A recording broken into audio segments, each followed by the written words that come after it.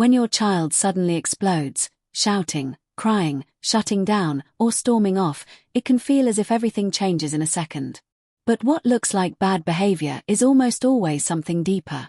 It is an overwhelmed nervous system asking for help. In those first few moments, the most powerful tool you have is not a consequence, a chart, or a lecture. It is your calm presence.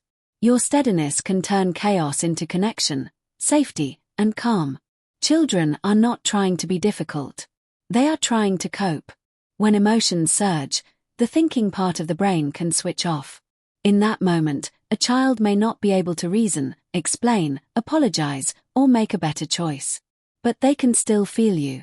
They can feel your tone, your pace, your facial expression, your breathing, and whether you stay close when things feel hard. Emotional safety begins right there. Children learn to regulate through co-regulation. Before they can find their own calm, they borrow yours. Your slowness, your curiosity, and your grounded presence send a message their nervous system can understand. You are not alone. You are safe with me. Over time, your regulation becomes the template they carry inside themselves. Behavior charts, sticker systems, good choices, bad choices, and timeouts can look helpful because they focus on what a child is doing.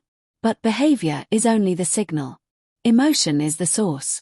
When we focus on control instead of connection, children may learn to hide their feelings, mask distress, fear our reaction, or disconnect from what their body is trying to tell them. For trauma-impacted children, behavior systems can even feel like rejection. Children do not need consequences for having feelings. They need connection, support, and nervous system safety. Timeout can sound to a child like this: your feelings are too much. Go away until you are acceptable. Time in says something completely different. I'm right here. You do not have to face this alone. Timing can look like sitting nearby, offering quiet presence, staying calm even if the child is not calm, letting them know they are safe, and being the adult who does not leave when things get hard. Children regulate through relationship, not isolation. Naming feelings helps organize the chaos. You might say, "It looks like you are frustrated. I wonder if your body feels worried right now. I think something felt too big for you." Naming feelings gives language to sensations. It shows that you are trying to understand, and it helps the child feel seen instead of judged. You do not need to be perfectly right. You just need to stay curious.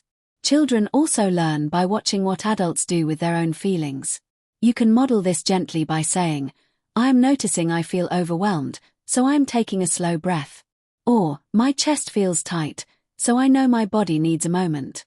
When children see adults name emotions, notice body signals, and calm themselves without exploding or disappearing, they learn that feelings are normal, bodies give clues, and regulation is possible. Wondering aloud is one of the gentlest ways to shift from control to connection. Instead of saying, "Calm down, stop crying," or "Use your words," try this: "I'm wondering if something felt too big. I'm guessing your tummy feels tight. I wonder if you felt alone in that moment." These small guesses reduce shame, increase safety, and help the child feel understood. Children do not need perfect guesses. They need your attempt to meet them where they are.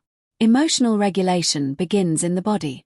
When a child is overwhelmed, their nervous system may move into fight, flight, or freeze.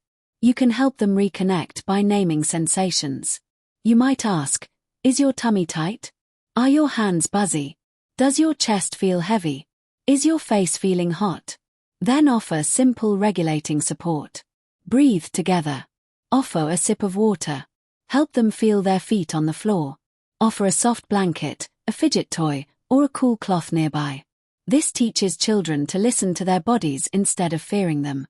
Here are 4 practical tools you can use today. First, sit with me. Invite the child closer instead of sending them away. Second, name the nervous system. You might say, "I think your body is having a hard moment." Third, offer tiny choices. For example, do you want to sit on the cushion or the sofa? Fourth, repair, not punish. You might say, "Something felt too big earlier. I am here. We can figure it out together." Children do not learn emotional regulation through fear. They learn through felt safety. Every time you name a feeling, model calm, wonder instead of demand, choose time in instead of time out, and help a child connect feelings to their body, you teach them something they may carry for life. My feelings are allowed. My body makes sense. I am safe. And I am not alone. If this helped you see the child beneath the behavior, subscribe to Mind Doodles for more gentle, psychoanalytic guidance for parents, carers, and professionals. Together, we can understand the inner world beneath big feelings and respond with more connection, more compassion, and more calm.